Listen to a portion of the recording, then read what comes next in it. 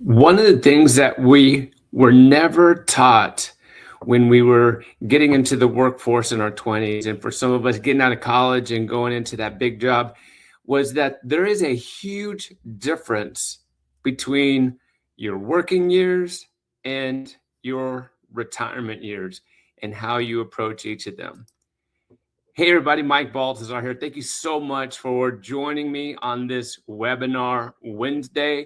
And one of the things that we're going to be talking about today is retirement mortgages. And before you check out real quick, because you're in your 20s, 30s, or 40s, and you're like, hey, I'm a long way away from retirement.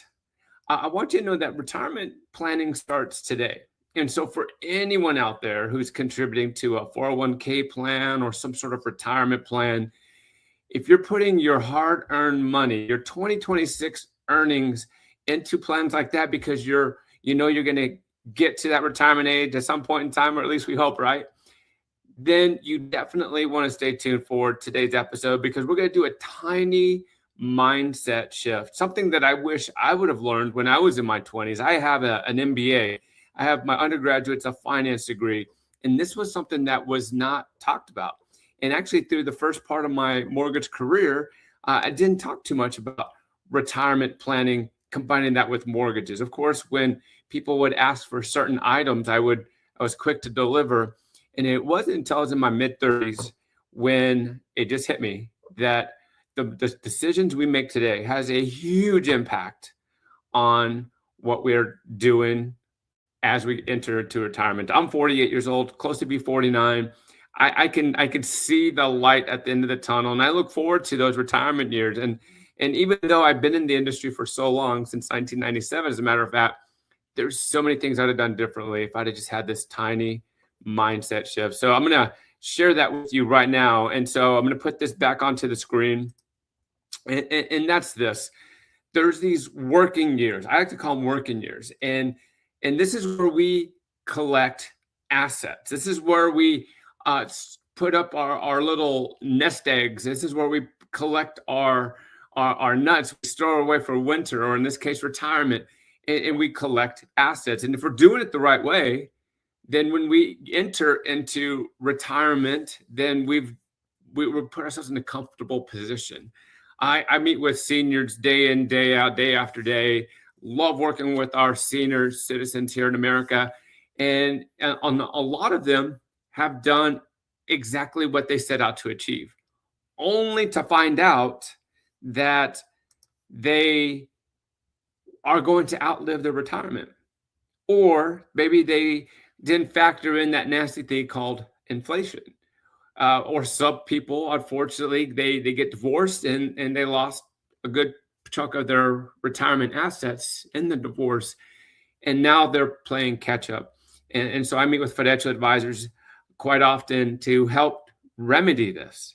Now, there's a difference between a good financial advisor and a great financial advisor. What a great financial advisor does is they introduce to you what I'm about to share with you in this webinar, versus being reactive and using mortgage strategy as a last resort. So during our working years, we are collecting assets. And then once we enter to retirement, we start to deplete those assets. And there are some big, oh, by the way, welcome to retirement mortgage apply to everyone. Skip the slide there. The retirement assets that we use, some of us are able to use it today. Even if you're in your 20s or 30s, you're using some of your retirement assets today, because how many of us know that the cash that we have when we retire is something that we're using today? Whatever we spend today obviously cannot be used for retirement. So if we go out for pizza tonight and it costs $50, well, guess what? That's just $50 we're not taking to a retirement. Now, I'm not saying go and adopt the Ebenezer Scrooge approach to living. I'm not saying that. All I'm saying is that we are spending part of our retirement today. A lot of times I'll meet with seniors and their families when they're discussing possibly getting into a reverse mortgage. And what a reverse mortgage is if you're 55 or older, you can have a mortgage on your home without a required monthly mortgage payment. And so, one of the common questions is, okay, well, why would someone do that? Because interest is accruing every single month, but no one's paying the interest. So that balance is going up every single day. Why on earth would someone want to do that? Well, my question to the family is, well, do you want mom and dad to continue to make a mortgage payment even though they're on a fixed income, whether it's a pension and or Social Security? Be surprised how many people out there are just surviving on Social Security alone. Do you want your mom and dad to make a monthly mortgage payment on a mortgage that's never going to pay off? Now, there's some selfish kids out there that are like, well, that's my inheritance, so yeah, I want them to pay it down. But then I ask the 1,000-foot question that is going to blow their mind, which I'm going to share with you, which is a big part of today's webinar, and that's this. I ask the kids, well, let's just say mom and dad's paid $1,000 a month on their mortgage every single month.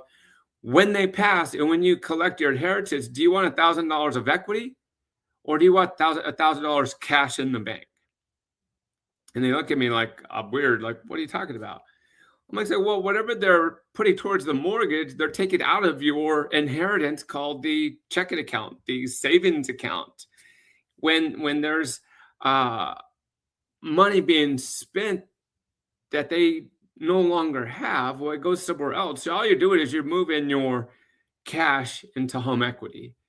And so while it would be great if there was a $10 million home that was paid off and you're going to inherit a $10 million worth of equity, that's great.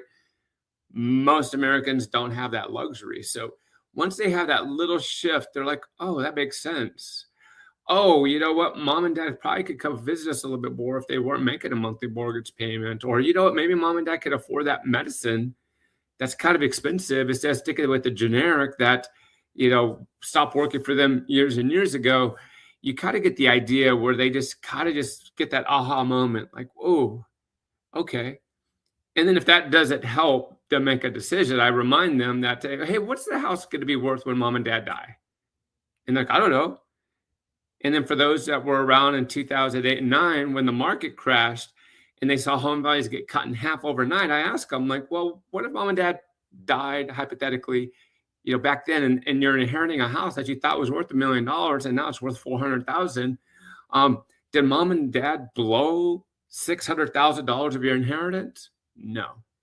And one of the slides that we're going to get to here in a moment, there's a line item in there that says easy come, easy go. But again, let's just circle back to where you're using retirement assets daily, because we're spending cash daily. Now, a lot of us have 401k plans, and sometimes an emergency hits. Most of the time I see it to where it's just, financial mistakes that we make along the way that we call emergencies. But nonetheless, we see people pulling out money from their retirement plans. And once they do that, they're obviously subject to taxes and penalties. Some people justify it by saying, hey, I'm going to use it to buy a home, though. The penalties are less in those cases if I'm putting it towards the purchase of a home. Nonetheless, sometimes we're using our retirement assets before we hit retirement, whether it's cash, whether it's a 401k. The one item that a lot of people don't see as a retirement asset, and here's a big nugget to take away from today's webinar, is that home equity is a very, very big asset that has monetary value, substantial monetary value during retirement. And so when you own an asset during retirement, well, that's a retirement asset. And so home equity is something that's overlooked by so many people, especially a lot of financial advisors out there, which obviously does a huge disservice for their clients that are probably going to outlive their retirement plan, everything they set aside money for. Maybe it's not being utilized to help offset some unexpected items, whether it's something medical, maybe it's a divorce. It could be a number of different things. I've even seen some seniors strategically use reverse mortgages to help their grandkids to buy a home. So give part of their inheritance today. That way they can see with their own eyes while they're alive and on this side of living, that to see their grandkids see the benefits of their grandkids' inheritance in action. So that's always super cool. Now, home equity is tricky. And I think that's why a lot of people overlook it. It's really easy just to go off of like real numbers. Like, okay, here's what you do your checking account. Here's what you do your savings. Here's what your 401k. Here's how old you are today based on your projected retirement date. This is how much we could potentially have in place at that time. Here's let's factor a little bit of inflation. Let's factor a little bit. There's a lot of estimates that go into it, but there's statistics to back it up. Home equity is a little bit tricky because we had that 2008 crash, so it kind of throws all the numbers off. Before 2008, there was this golden rule that says, you never lose with real estate. It goes up year after year, and that was probably the case for a good part of history. But we had a nasty taste of reality, obviously, and so home equity is tricky, and there's so many variables that go into it, and so it makes it hard to predict, what's going to be the value of the home. A word I like to use when it comes to home equity is harvesting, because obviously it's not a crop. It's not corn in your backyard. It's not lettuce. It's not a vegetable. It's not a fruit, but it is something that can be harvested when the right tools are available. As long as someone qualifies for a type of loan and they can pull out some of their home's equity, well, that's harvesting equity. But it makes it hard to understand because you have to balance, okay, like how bad do I need this cash to harvest, take out this loan? What's that payment going to be? How does it fit to my budget? What are the costs associated with it? Is this justified? If we don't know what the home's going to be worth, would we need to, sell or whatever the case may be? Is this the best use of our savings? Now, is it better to take out a home equity loan versus to pull it out of your 401k plan? 9 times out of 10? Absolutely. But, the one thing to just take away from all of this, the one hack that I have to share on today's webinar, the little mindset shift that I want to give to you is treat home equity as a type of retirement plan. It's an asset that you owe during retirement. And the same way, if you have your money in a 401k plan being managed by whatever index or whatever plan that your company has you in, it could go down. You could lose half the value overnight.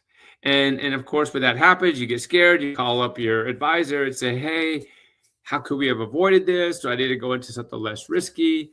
And of course, the advice that we all stand by is there's going to be the ups and the downs. You don't want to pull out when it's low, like ride that wave. It'll go back up. Maybe when it goes back up, that's when you go into something a little bit more safe. I trust my advisors to do whatever they're best at. I don't try to pretend to be that guy. And it's pretty funny when I meet individuals who try to do my job. I've been doing this since 1997. And so I don't try to talk anyone into it. I never talk down to anybody, but I tell people, let the numbers do the talking. Here's where you're at today. This is what we could do to improve this. And this is what it'll look like, down the road. And if we get lucky, then maybe we hit another boom and home values go up quite a bit. Now, that brings into the conversation retirement mortgages. Now, what exactly is a retirement mortgage? A retirement mortgage is a mortgage being held by anyone that's planning for retirement. So if you're in your 20s and you're planning on buying a home, or maybe you already own a home, and you're setting money aside for a 401k plan or other types of investments to plan towards retirement, or just to build your portfolio, even for today, then retirement mortgage should be part of your vocabulary. And so the person that is forward thinking and has adopted that little mindset shift, then they have the hack working for them. And the one thing to help make a tricky decision is just to have a baseline. Like, here's my baseline. I can't control every variable that's out there. Most variables we're just subject to the market, right? Subject to a lot of different things. But one thing that we can use as a barometer is cash flow. what's the cash flow look like? So a lot of times I'll talk to people that are, using their credit cards a little too much. And then when we sit down to talk, we find ways to uh, quote unquote borrow from themselves. Instead of putting $100 on a credit card every single month, a month after month, let's try to find a way to save you $100. And that way you're just using your own cash for that. Or if you're wanting to save more every single month because you're planning for something, then let's try to reorganize your debt or create some opportunity.